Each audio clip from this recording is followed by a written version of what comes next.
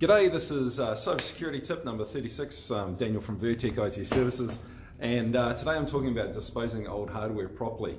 Stuff like this, you might have it sitting around in the office for a dozen years or so before you decide to throw it away or hand it off to an employee, or who knows what happens to it. Like, this old stuff kind of fritters away outside of the business, right? So what we usually do for our clients is that when I see this stuff kind of sitting around, it's a bit of crusty, I want to get rid of it, because the last thing I want a client to do is that when they have a computer break is they pull something out of the cupboard that's from like 1993 and try and get us to configure it up and set up in the network. No, that's a terrible idea.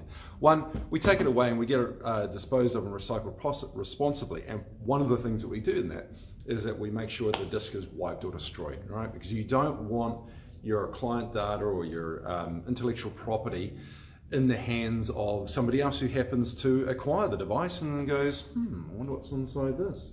All right, so if you've got a Mac, it's a good idea to, before you get rid of it, is to go into iTunes and deauthorize that computer from your account, all right? You've got to think about the other things that you might have on there, just, as a, why we're talking about this, is that you have passwords and all sorts of other information, which is generally stored unencrypted on your computer, all right?